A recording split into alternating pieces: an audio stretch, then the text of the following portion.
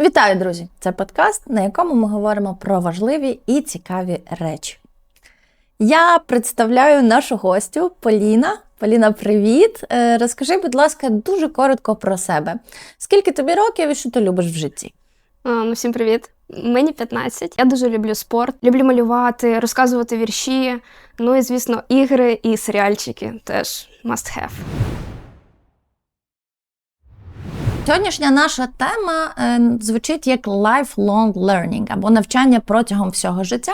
І хочеться поговорити про те, як ти взагалі розумієш, для чого потрібно вчитися, скільки потрібно вчитися, і чи є якісь додаткові можливості. Ти не можеш навчитись, і ти можеш тільки впливати, що ти будеш вчити, і як ти будеш це вчити. А як думаєш, які ще навички, або їх ще зараз називають скіли, необхідні, щоб бути успішним в сучасному світі? Я думаю, треба відкритим бути. Відкритим до світу і до себе, знайомитись з новими оточеннями, з людьми взагалі. Як ти думаєш, які навики, власне, будуть необхідні, щоб знайти, наприклад, класну роботу? Я думаю, або треба дуже гарно знати свою, професію, або що ти взагалі робиш, або бути таким багатостороннім. Це насправді таке дискусійне для мене питання, знаєш, тому що чим далі світ розвивається, тим більше стають популярними, власне, такі знання комплексні з різних частин.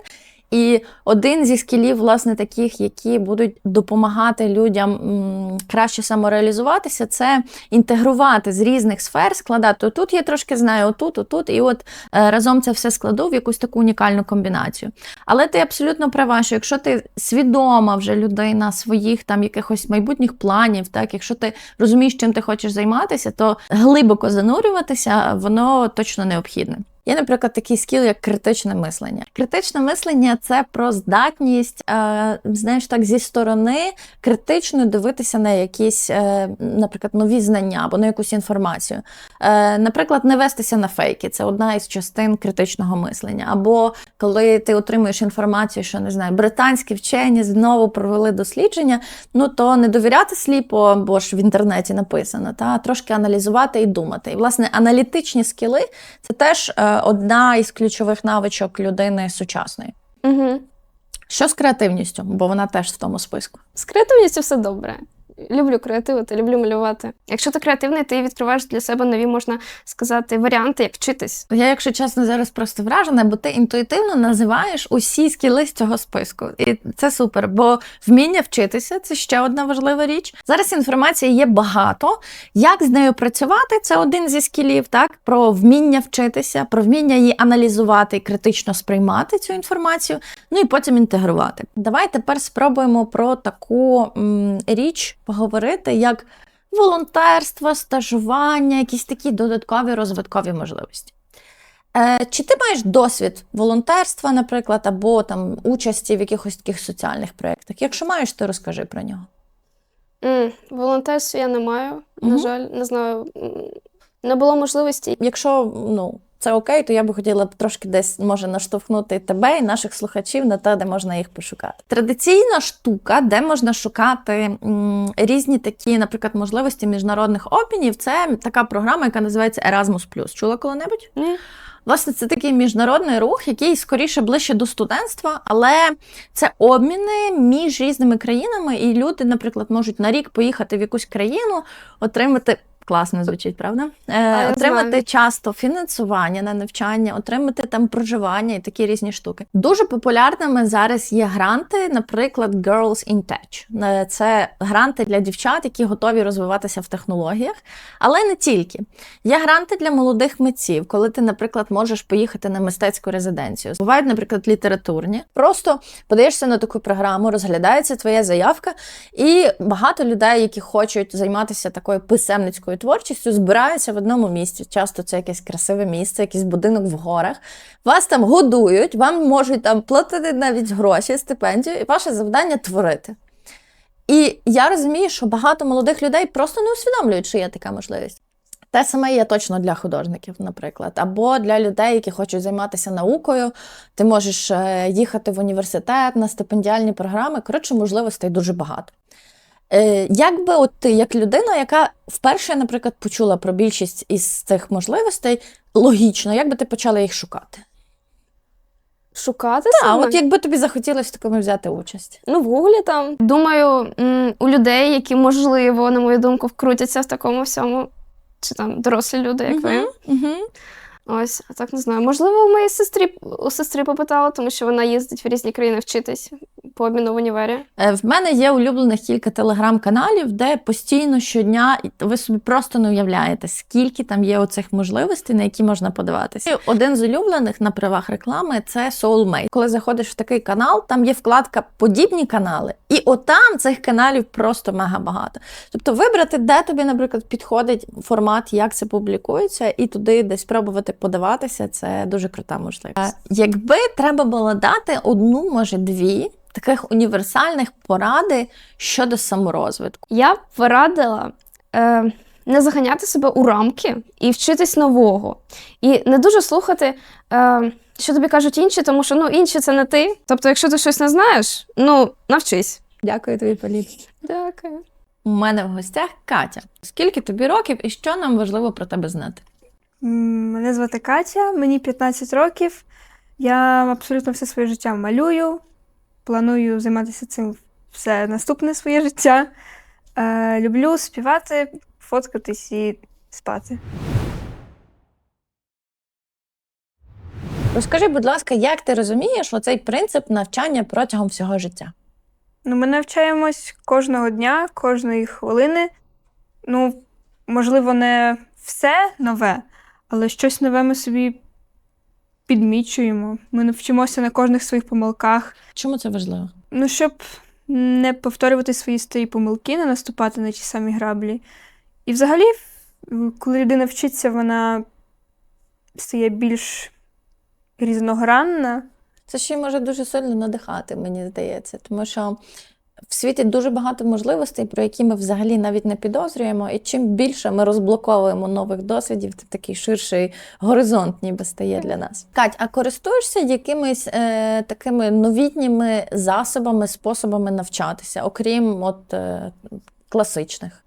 Вчу німецьку в Duolingo. Супер! А знаєш, можливо, якісь платформи, де курси? Думаю, ні. Окей, якщо дозволиш, розповім тобі. Одна з класичних таких платформ, яка дозволяє освоїти, в принципі, будь-яку навичку або і навіть професію, це Coursera. Коли-небудь зустрічала?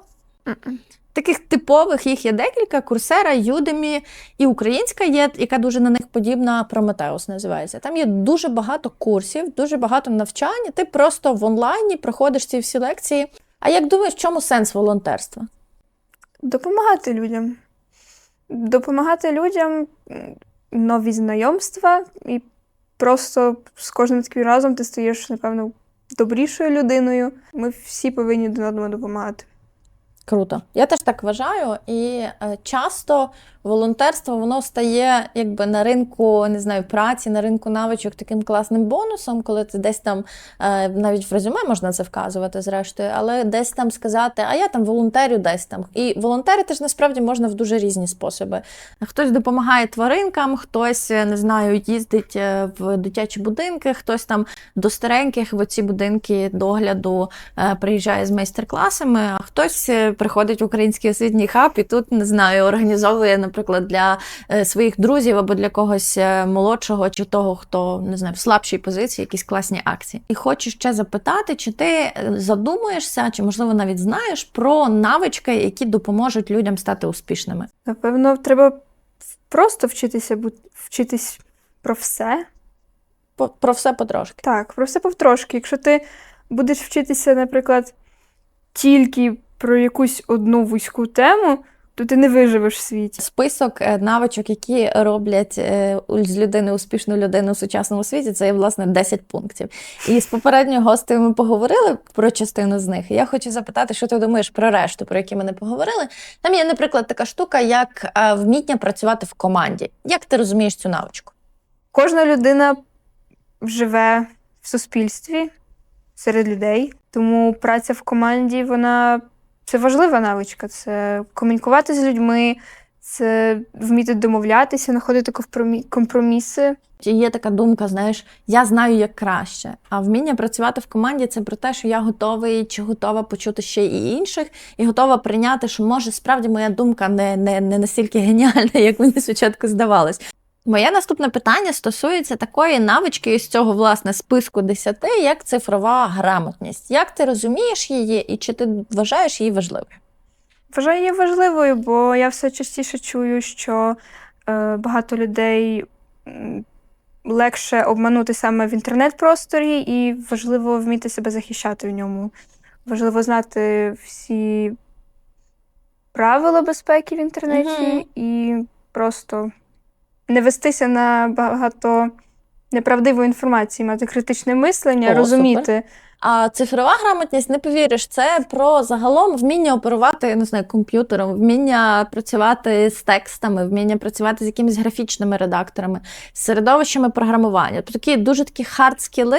Ще один важливий блок навичок, про який ми сьогодні не згадували, це вміння самоорганізовуватись. Це самонавчання, планування часу і такий самоменеджмент. Так усміхаєшся, маєш щось сказати, мабуть, про це. Ну, якби був такий тренінг, я б туди пішла. До речі, цього тижня в нас є тайм-менеджмент і планування, бо це одні з тих навичок, які теж допомагають не втонути в морі оцього всього об'єму інформації, яка на нас просто з кожного куточка валиться. Бо відділити теж, знаєш, те, що тобі цінно і важливо, це теж класна навичка, вона про аналітичне мислення. Якби треба було дати пораду людям про саморозвиток, про вміння вчитися, про те, як вибрати вчитися, поділися з нашими слухачами. Якщо ти розумієш, що ти хочеш цього, ти хочеш тим займатися, то не сидіти на дивані і не мріяти про це. Підняти дупу і щось робити. Не лінуватись, напевно. Важко, але треба. І вміти себе організовувати. Згодна з усім. Давай разом вчитися. Ти, я і всі, хто нас дивиться і слухає, тому що без цього ніяк. Па-па, дякую тобі за розмову. Дякую. Lifelong learning або навчання протягом усього життя – це єдиний спосіб, як встигати за цим швидким світом. Можливості для навчання є, вони існують і їх багато. Сьогодні ми поговорили лише про деякі з них, але я закликаю вас їх шукати.